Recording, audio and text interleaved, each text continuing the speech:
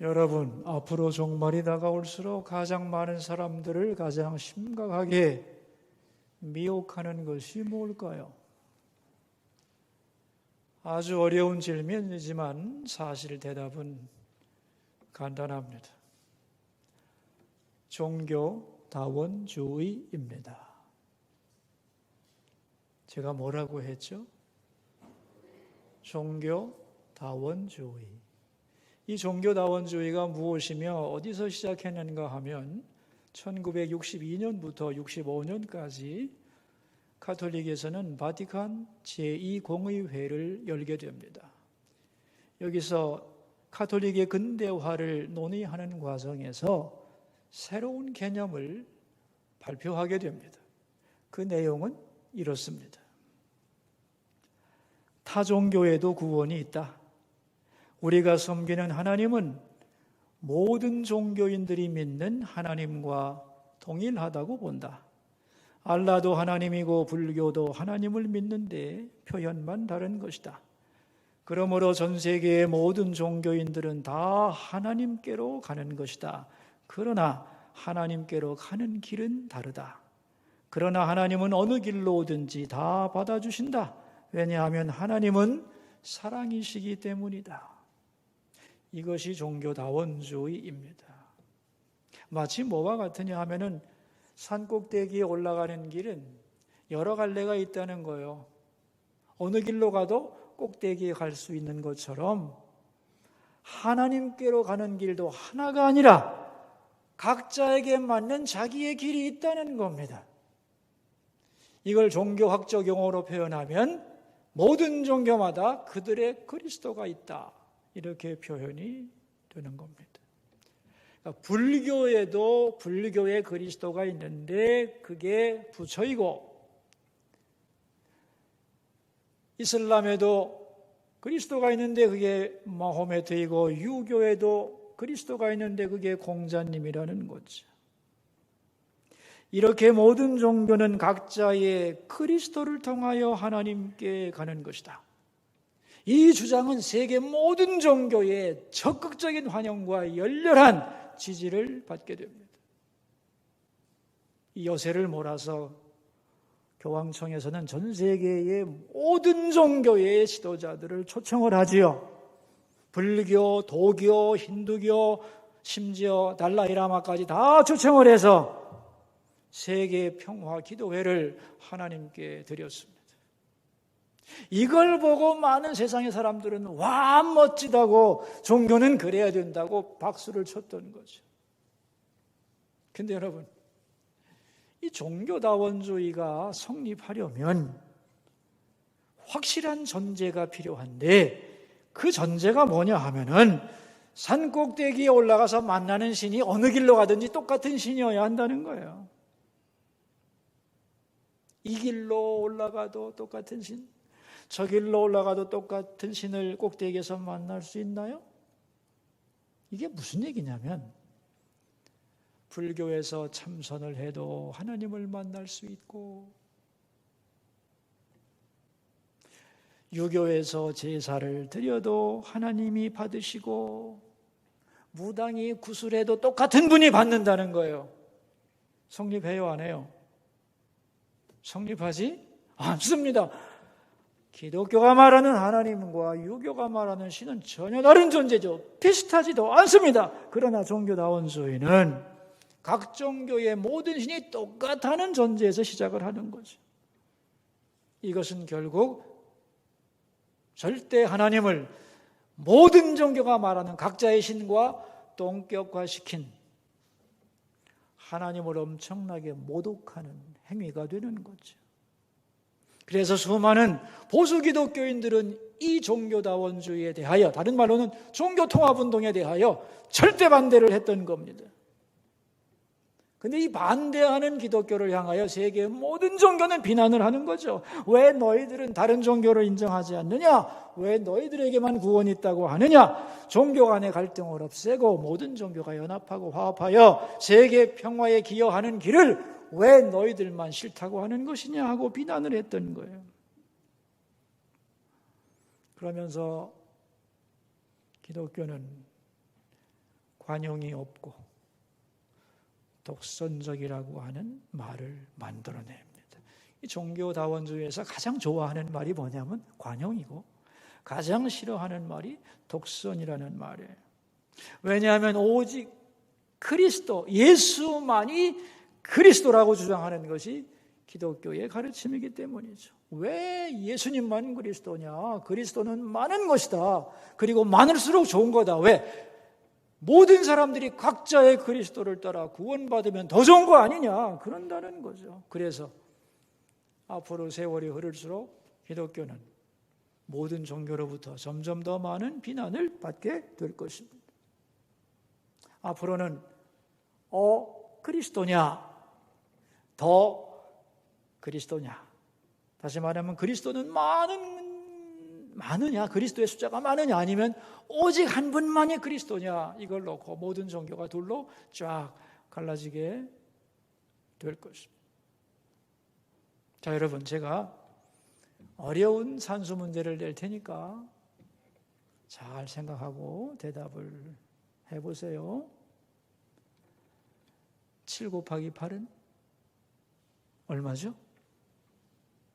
너무 어려우니까 대답들 다 못 하시는데 다시 잘 생각하고 옛날 기억을 살려서 7 곱하기 8은 56이죠. 정답은 딱 하나뿐입니다.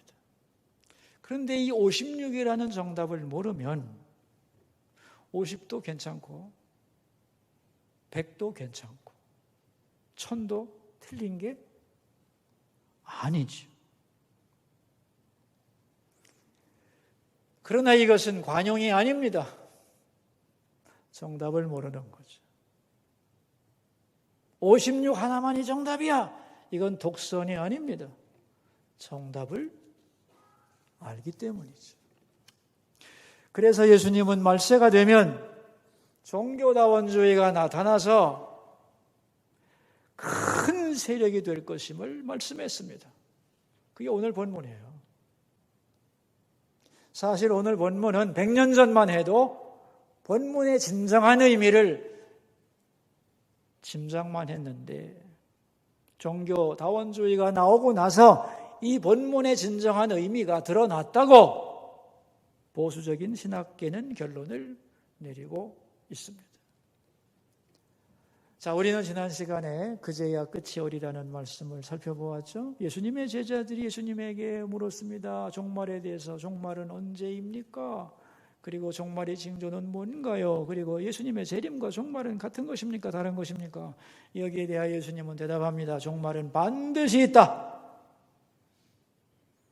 그리고 종말로 갈수록 세상은 점점 더 어려워질 것이다. 가치관의 혼란이 올 것이고 분쟁과 갈등이 많아지고 전쟁과 재난이 많아질 뿐 아니라 영적으로 혼란해질 거다.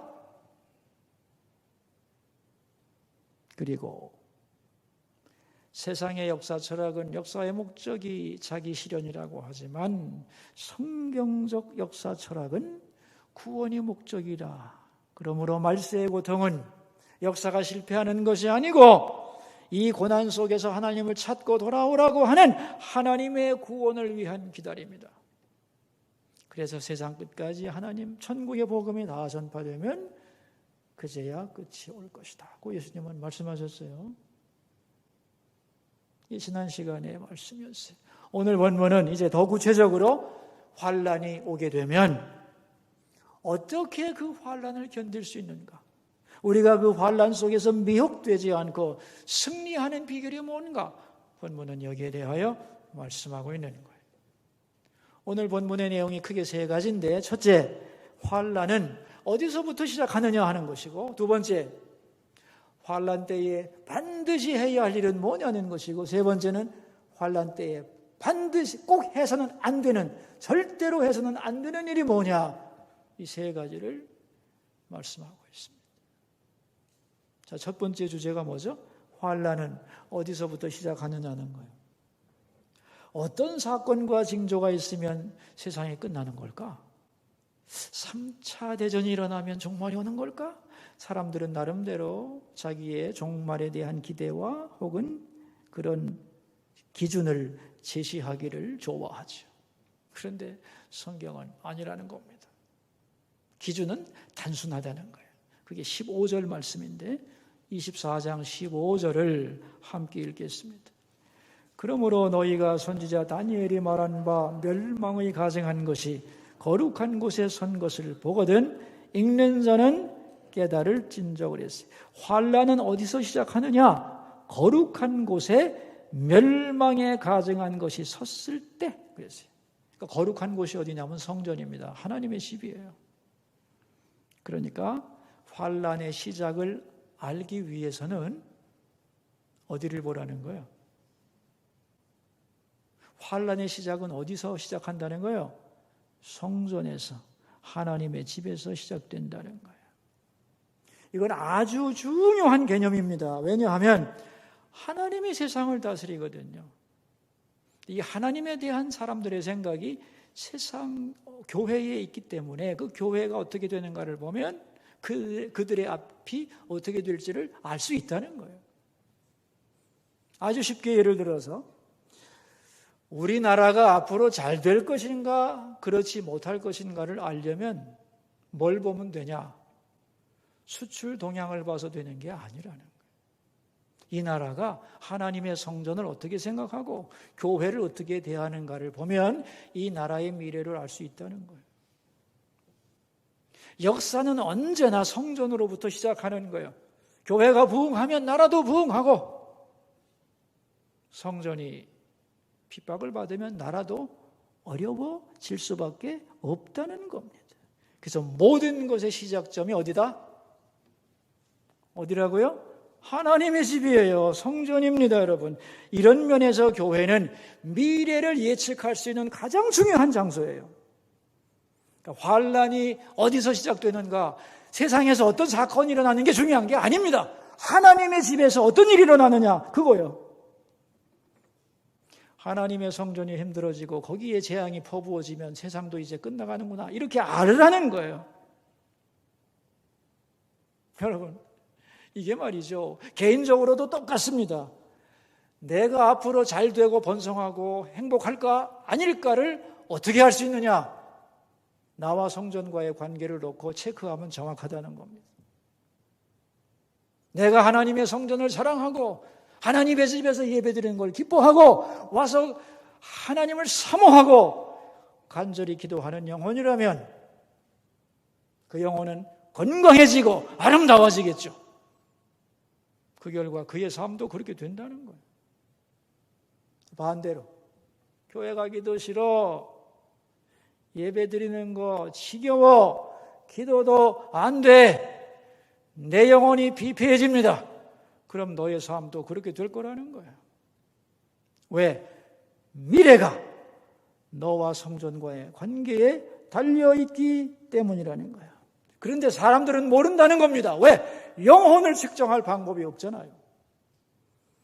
있다는 거예요.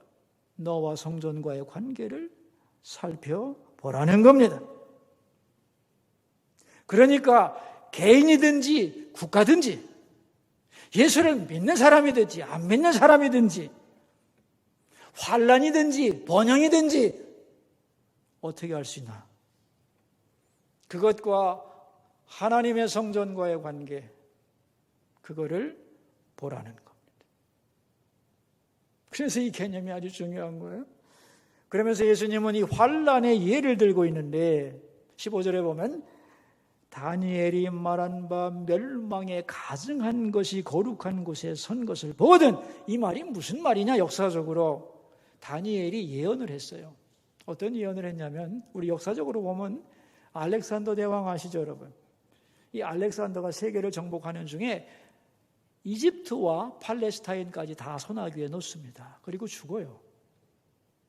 근데 알렉산더의 부하 중에 안티오쿠스 에피파네스라고 하는 왕이 시리아의 왕이 되면서 이스라엘을 다스리게 됐습니다. 그런데 이 왕이 헬레니즘을 숭상하는 사람이에요. 이 헬레니즘의 본질이 인본주의입니다. 이 헬레니즘과 대척점에 있는 것이 뭐냐면 헤브라이즘이에요. 신본주의죠. 근데 그가 볼 때 신본주의의 핵심이 뭐냐? 예루살렘 성전이요. 그래서 그는 예루살렘 성전을 모독하기로 결심을 합니다. 그리고 뭘 하느냐?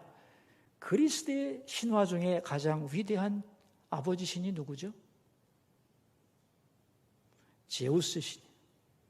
제우스 신의 신상을 예루살렘 성전 한복판에 세웁니다. 그리고 성전에서 제사 드릴 때는 소와 양밖에는 못 쓰게 되어 있는데 돼지를 잡아가지고 돼지 피를 성전에 발라버려요. 이게 유명한 성전 모독 사건입니다.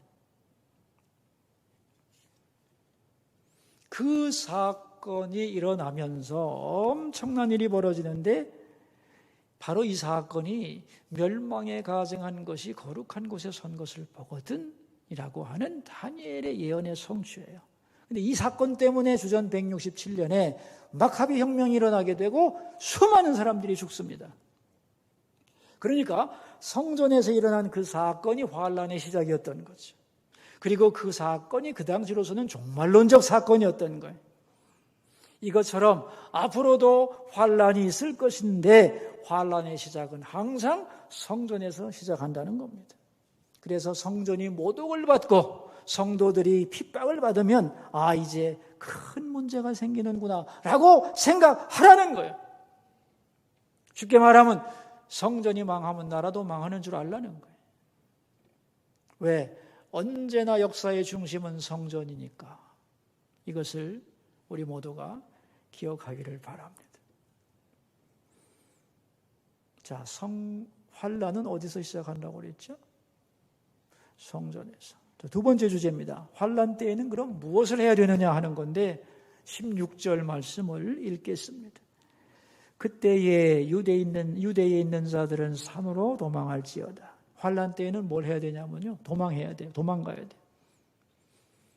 어느 정도로 빨리 도망가야 되느냐 하면은 17절과 18절에 나와 있습니다. 읽어봅시다. 지붕 위에 있는 자는 집 안에 있는 물건을 가지러 내려가지 말며 밭에 있는 자는 겉옷을 가지러 뒤로 돌이키지 말지어다. 지붕 위에 네가 있다면 빨리 도망가야지 1층에 가서 물건 가지고 갈 생각하지 마라. 밭에 있다면 겉옷을 가지러 집으로 들어가지 말고 그 자리에서 바로 도망가라는 거죠. 왜? 빨리 도망가야 되기 때문에. 여러분, 빨리 도망가는 방법이 뭘까요? 빨리 도망가는 중요한 비결이 있어요. 미련을 버리면 돼요. 재물에 대한, 세상에 대한 미련을 갖지 말고 바로 환란이 왔을 때는 그 가치관 내려놓고 생명을 위하여 도피하라는 거예요. 큰일이 생겼다. 내 영혼이 하나님 앞에 살아야 되겠다 생각하고 빨리 세상의 미련과 애착을 내려놓고 도망가라는 거예요. 그래야 영혼이 산다는 거예요. 자, 어디로 도망가라고 그랬어요? 오늘 본문에 보면. 네? 유대에서 산으로 가라고 그랬어요. 그럼 산속에 들어가서 이제 동굴 속에 숨어 있으면 된다. 그런 얘기일까요? 그런 얘기도 될 것 같지만 아니요. 이 산이라고 하는 게 굉장히 중요한 의미를 가집니다. 하나님을 만나는 것이. 여러분, 우리도 살다 보면 어려운 일 만나잖아요. 어려운 일 만나서 힘들면 여러분 어디로 가요? 술집 가나? 아니죠. 어디로 가요? 요즘 교인들은 어디로 갈지도 몰라요. 왜? 근데 옛날에는 다 알았어요. 산에 가서 하나님께 매달리면 돼요. 그래요, 안 그래요? 그거요. 산으로 가라는 게. 여러분, 우리 시편 121편 말씀 보면 나오잖아요. 여러분 잘 아는 구절일 거예요. 내가 산을 향하여 눈을 들리라. 나의 도움이 어디서 올까? 나의 도움은 천지를 지으신 여호와께로서로다. 그 말씀이 뭐예요? 산을 향하여 눈을 든다는 것, 하나님을 바라보고 그분께 매달린다는 뜻이에요. 이게 왜 유대를 떠나라고 하느냐? 이 유대라고 하는 것은 세상의 가치관이 점령하고 부패한 곳이기 때문에 그 가치관을 내려놓고 빨리 산을 향하여, 하나님을 향하여 네 영혼이 살기 위하여 달려가야 된다는 거예요. 그래서 산에 가서 뭐 해야 되느냐? 20절에 나와요. 읽어봅시다. 너희가 도망하는 일이 겨울에나 안식일에 되지 않도록 기도하라 그랬어요. 기도하는 거예요. 산에 가서 기도하는 건데, 자, 우리 22절 말씀입니다. 무슨 기도를 해야 되느냐? 22절. 그날들을 감하지 아니하면 모든 육체가 구원을 얻지 못할 것이나 그러나 택하신 자들을 위하여 그날들을 감하시리라. 뭐라고 기도하래요? 하나님, 이 환난의 날을 감해 주소서. 왜? 우리는 약하기 때문에. 환난이 너무 길어지면 견딜 수 없으므로 하나님이여 이 어려움이 속히 지나가게 하시고 잘 견디게 하옵소서라고 기도하라는 거예요. 우리도 살다 보면 어려운 일 만나서 어쩔 수 없을 때 산에 올라가서 뭐라고 기도해요? 하나님, 이 어려운 일에서 나를 건져주시고 하나님 나를 만나주시고 내 영혼 살려주시고 속히 지나가게 하옵소서. 그러죠? 그 기도 하라는 거예요. 그럼 어떻게 된대요? 그 결과가 뭐예요? 택하신 자들을 위하여 22절 끝에 그날들을 감해 주실 거다. 아멘? 그러니까 여러분, 환난이 왔을 때에 하나님의 백성들은 걱정할 필요가 있어요, 없어요? 있어요, 없어요? 없어요. 기도의 자리로 가서 하나님께 이 날들을 감해달라고, 속히 지나가게 해달라고, 견딜 수 있는 힘을 달라고. 하나님이 건져준다는 거예요. 어떤 환난 속에서도. 왜? 역사의 주인은 하나님이시고 이 환난을 통제하는 분도 하나님이기 때문에. 그러니까 많은 사람들은 환난이 오면 큰일 났다 하지만 믿음의 사람들은 그렇게 생각하지 않습니다. 어떤 경우에도 하나님이 나를 인도하시고 보호하실 것을 믿기 때문에. 그래서 말세는요, 여러분, 믿는 사람들은 더 잘 믿어요. 그리고 더 간증이 많아지는 것이에요. 그리고 하나님의 살아계심을 더 확실히 느끼면서 매일매일 살아갈 수 있도록 하나님이 역사하신다는 겁니다. 아멘. 두 번째 주제, 환난 때는 뭘 해야 되느냐를 말씀했던 거예요. 마지막으로 세 번째 주제, 그럼 환난 때는 뭘 하면 절대 안 되느냐, 뭘 조심해야 되느냐. 23절입니다. 읽겠습니다. 그때의 사람들이 너에게 말하되 보라 그리스도가 여기 있다 혹은 저기 있다 하여도 믿지 말라 그랬어요. 이 환난 때는 그리스도들이 굉장히 많아진다는 거예요. 그리스도가 얼마나 많은지 여러분 모르죠. 왜? 우리는 예수만 그리스도라고 고백하고 이 속에서 사니까 모르지만 전 세계에 많은 사람들은 수많은 그리스도가 있다는 것을 듣고 있는 거예요. 지금도요. 히말라야 산 어디에 앞으로 세상을 구원할 그리스도가 있다. 이 힌두교 같은 것은 많이 얘기해요. 아라비아 광야에도 있다. 그 이름이 뭐다. 몇 년 있으면 등장할 거다. 이런 얘기 많이 합니다, 여러분. 이렇게 앞으로는 이 어려울 때가 올수록 그 어려움을 극복하고 구원을 이루게 해준다고 말하는 그리스도들이 많이 나타날 텐데 그 그리스도를 전혀 믿지 말라는 거예요, 예수님은.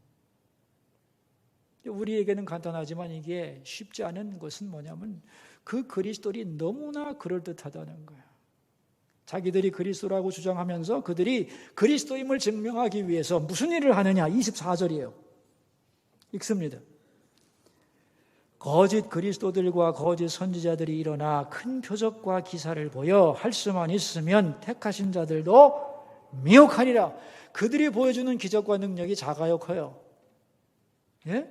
어마어마하다는 겁니다. 그래서 사람들이 보면서 마음을 빼앗길 거라는 거예요.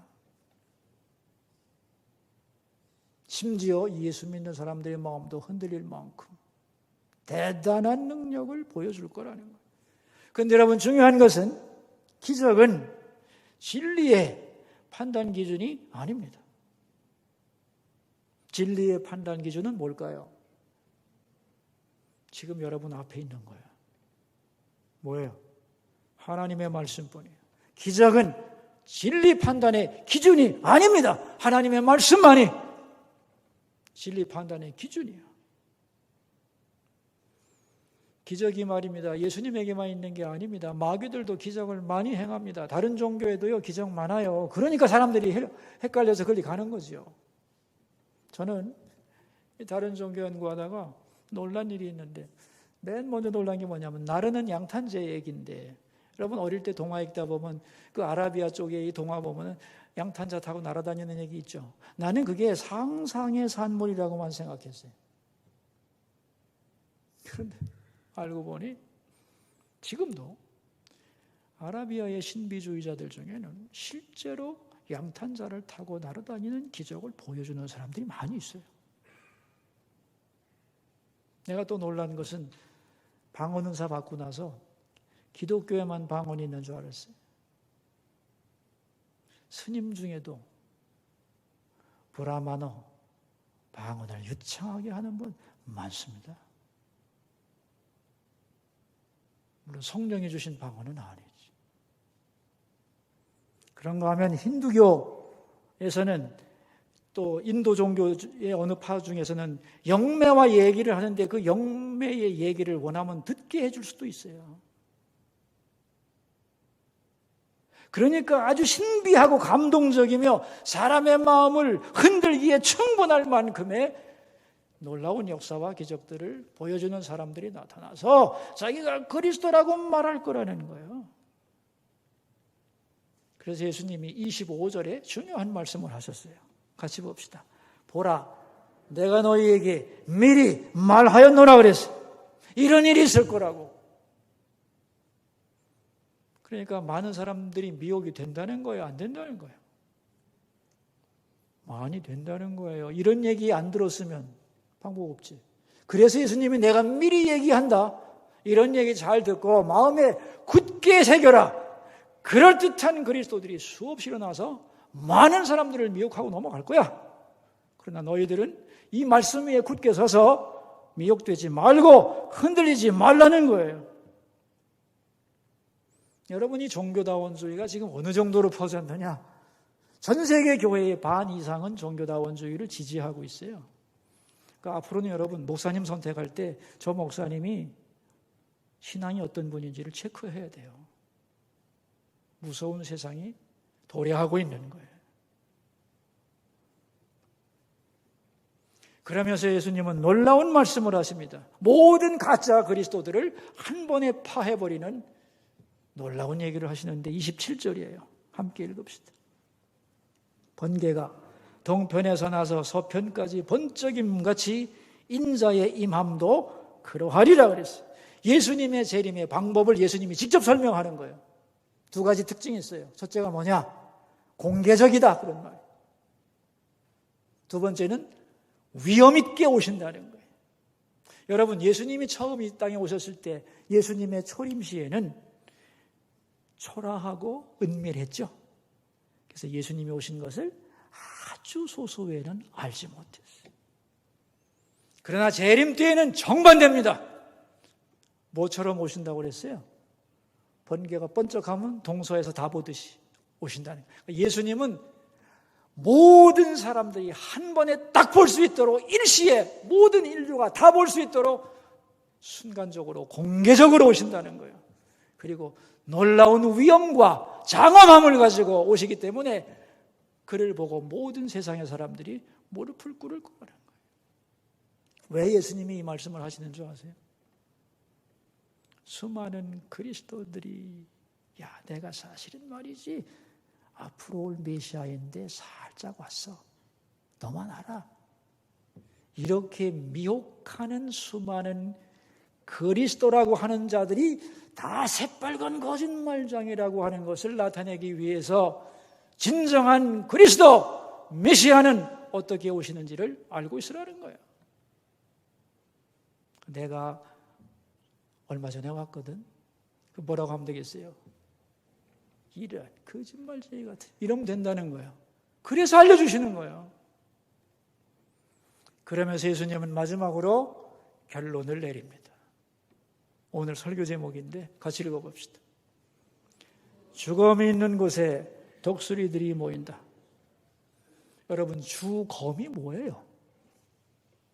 주검은 순수 한국말이에요. 시체를 의미하는 한국말이에요. 자, 그럼 다시 뜻이 뭐예요? 시체가 있는 곳에 독수리들이 모인다. 으시시하죠? 독수리들이 왜 모일까요? 시체 있는데. 시체 뜯어먹으려고. 이게 무슨 의미야? 우리의 그 표현으로 말하자면 이런 뜻이 돼요. 똥파리가 왜 날라오나? 똥파리가 왜 날라와요? 냄새, 꿀인내 피우니까 나오는 거죠. 그 뜻이에요. 영적으로 말하면 영적으로 죽은 시체들을 잡아먹으려고 사탄의 세력들이 모여든다는 거예요. 여러분, 이 말씀은 우리들의 마음속의 질문에 대한 예수님의 대답이에요. 여러분들 마음속에 종말에 대한 많은 질문이 있을 거예요. 그 질문 다 모아놓고 한마디로 대답하라면 이거예요. 죽음이 있는 곳에는 독수리들이 모이느니라, 이거예요. 자, 여러분들이 종말에 대해서 묻고 싶은 얘기 좀 한번 해보세요. 어떤 것인지. 제가 어제 저녁에 이렇게 몇 가지를 추려봤는데 이거 외에도 더 많을 수 있는데 대표적으로 이런 것일 거예요. 왜 사람들은 종말에 대하여 그렇게 호기심이 많고 종말 얘기만 하면 그렇게 두려워할까? 혹은 홀딱 빠져버릴까? 그런가 하면 정반대로 종말 얘기만 나오면 무슨 그런 게 있냐고 말이지, 그걸 비웃고 바보들이나 믿는 거라고 조롱하는 사람들은 또 왜 있을까? 왜 이렇게 세상에는 가짜 그리스도가 많아질까? 그리고 멀쩡한 사람들이 거기 왜 넘어갈까? 그리고 종교다원주의 같은 참 교묘한 가르침이 왜 세상에 나타나고 거기 빠져든 사람이 그렇게 많을까? 더 나가서, 그렇다면 예수님이 오실 때에 흔들리지 않고 반갑게 맞을 수 있는 방법이 뭘까? 수없는 질문이 나오겠죠. 거기에 대한 대답이 이거라는 거예요. 죽음이 있는 곳에 독수리들이 모이는 것이다. 이해가 되세요? 더 쉽게 설명할까요? 영적으로 죽은 시체들이 되었기 때문에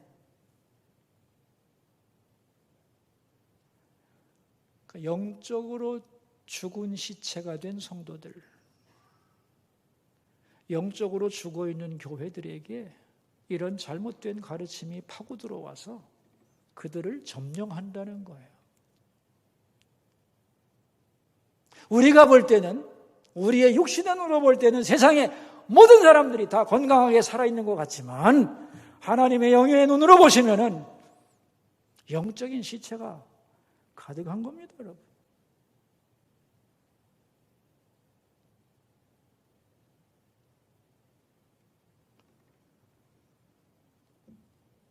그래서 이 영적인 시체들을 먹기 위해서 잘못된 가르침들이 난무하고, 영적인 시체가 된 사람들은 종말 얘기만 들으면 두려워하고 미혹되고 우왕좌왕한다는 거예요.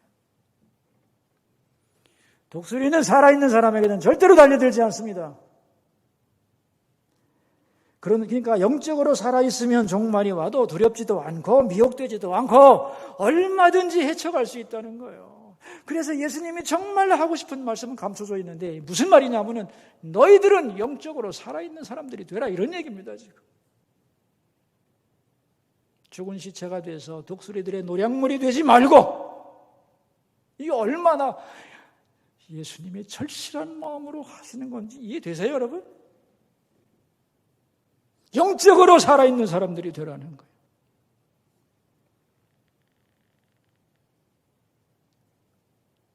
우리 교우들이 다 영적으로 살아나기를 원해요.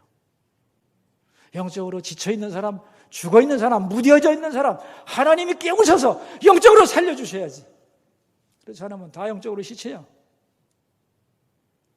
영적으로 살아있는 존재가 돼서 하나님 사랑하고 예수님 사모하고 성령 인도함을 받는 사람들이 되라는 거예요.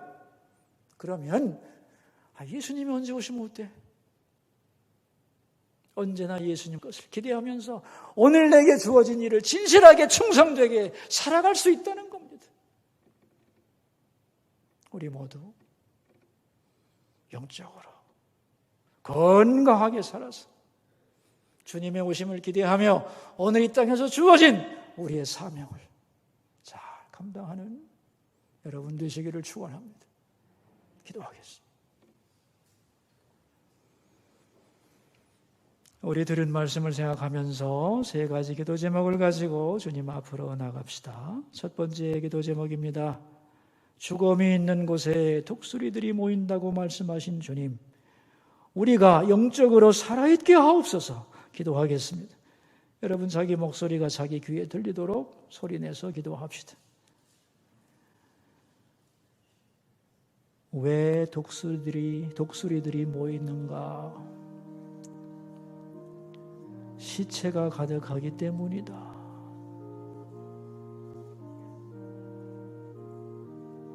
주님의 눈으로 볼 때 이 세대는 영적으로 죽어 있는 사람들이 너무도 많다고 하신 주님. 그래서 주님 오실 날이 가까울수록 더 혼란하고 두려워하며 어쩔 줄 모르는 사람들이 많아지고 그들을 미혹하는 어둠의 세력들이 더 많아질 거라고 말씀하는 아버지. 영적으로 잠들어 있다면 깨워주시고 죽어 있다면 살려주시옵소서. 너희들이 영적으로 살아있다면 어찌 독수리들이 날아들겠느냐? 교회가 살아있다면 어떻게 이단의 가르침이 파고들 것이며 우리의 영혼이 건강하다면 어떻게 잘못된 가르침에 빠질 수 있겠나이까? 사랑하는 아버지, 우리에게 영적인 생명력을 충만하게 주옵소서.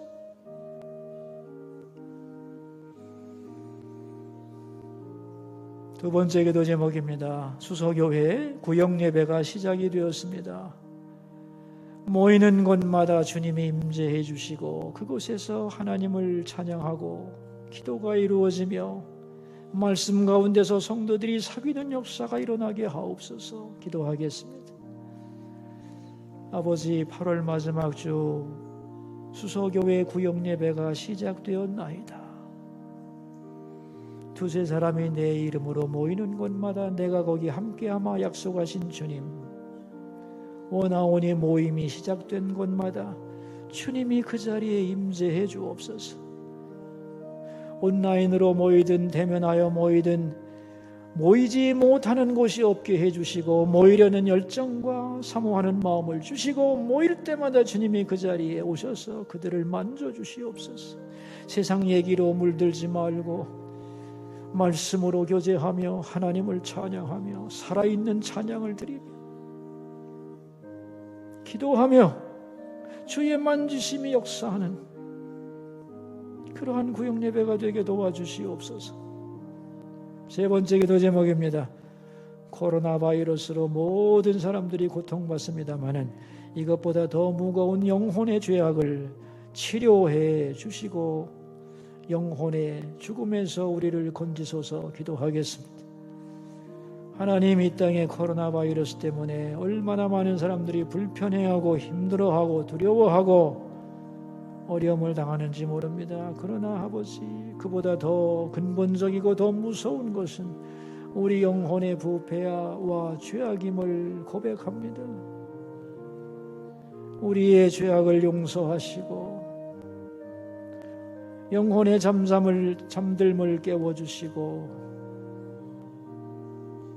주 앞에서 우리의 생명이 회복되게 하옵소서. 성전과의 관계가 그 사람과 공동체의 미래 모습이라고 말씀하신 주님, 어려울수록 하나님의 성전을 사모하고 주님과의 만남을 갈망하게 하옵소서. 세월이 흐를수록 이 세대의 가치관에 빠져들지 말고 하나님께로 피하며 기도에 힘쓰며 하나님의 인도하심을 경험하게 하시고 어떤 것에도 미혹되지 않고 영적으로 살아있는 건강한 신앙인들이 다 되게 하여 주옵소서. 존귀하신 예수님의 이름으로 기도하옵나이다. 아멘.